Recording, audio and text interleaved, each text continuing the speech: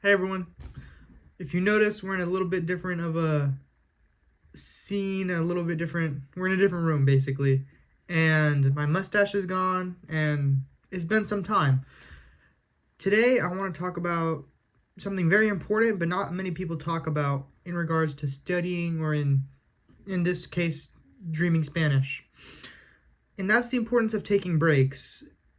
With anything in life, you know as well as I do, burnout can occur, right? Doing one thing too much, in so much high volume every day, it can burn you out. And that's what I was starting to feel like with dreaming Spanish. I was getting 2 hours about average a day for many months, and it took a toll on me. I was getting kind of burnt out. And before I got fully burnt out, I said, okay, I should probably take a break, step away from it for a little bit, come back, see how I am.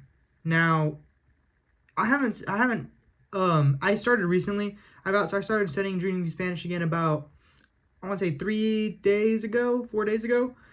And a lot of changes have happened, and I'm going to talk about those soon. But the reason I took my break was due to burnout, and it's very important to take breaks. I stepped away from dreaming Spanish for about a month and a half, I'd say. I stopped at about, I think, 245 hours, somewhere around there. And I'm about at 275 hours right now. And that I didn't fully stop, but I did slow down a bit.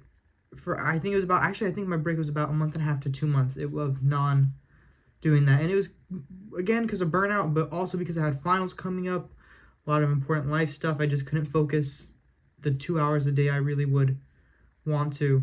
And yeah, but some cool anecdotes that have happened since my dreaming Spanish was at work when I'm seeing more people and I'm understanding more. There was this lady, we went to her house. She only spoke Spanish, and we were talking. And I couldn't really speak too well to her, but I was trying my best, and I was able to talk to her. Yeah, we're gonna do a mold clearance here. We're gonna build some containments here. We're gonna have to move some stuff out the way.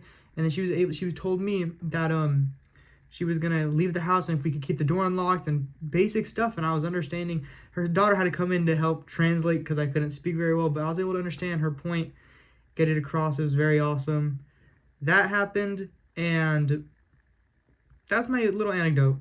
The big thing is I haven't completely stopped studying Spanish.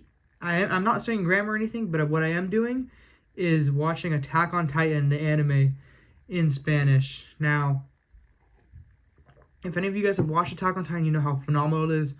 If I don't know if you can tell, I have the manga right back there. That's the whole manga. I've watched the anime subbed, dubbed. Now I'm watching it in Spanish, Latin America dub, and I'm able to understand. I'd want to say I'm approaching.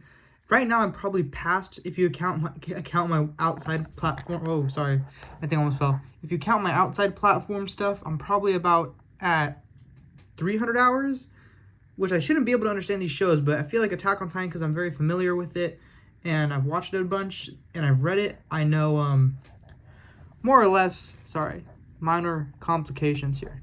We're doing this in one take. I more or less know what's going on, so when they say words I don't understand, I can put two and two together to understand the context. And yeah, I'm watching Attack on Titan currently. I'm just about to finish season 3.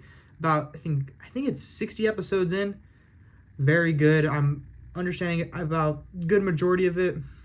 So yeah, that's where I'm getting my most hours from, binging that show. And yeah, I started dreaming Spanish again. I got about an hour today. I'm probably gonna get another hour later in. And yeah, I'm just really excited to be back on it.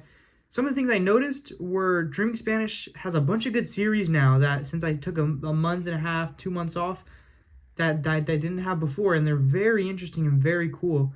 And I'm going to talk about, I have a lot of videos planned, like my series I like, post Dreaming Spanish, what I'm going to do, a 300-hour update, all this stuff. But another cool thing they have is the app, and I got the app and I studied it today. It's so awesome. 5 stars. I already gave it a review. It's amazing. And maybe I'll do an app review. Who knows? Maybe I'll make it a YouTube short. But overall, I'm back in it. You're going to see more uploads. 275-hour update.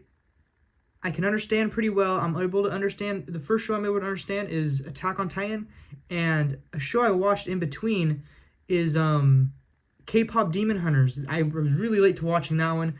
Watched it in Spanish. Very good. I was able to understand the majority of it. It's pretty simple. I tried watching the what's it called? The Floor, I think, on Netflix. It's a show originally made in Spanish.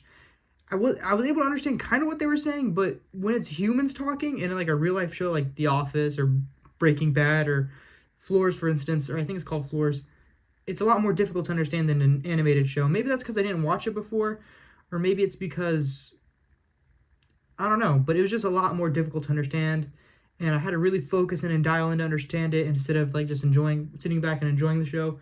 So I hold off on that. That's a little too advanced for me, and yeah, so that's about it. My camera's falling right now, so I'm gonna cut this video here. But yeah, more videos to come, and this is a very cool scene. So yeah, take care.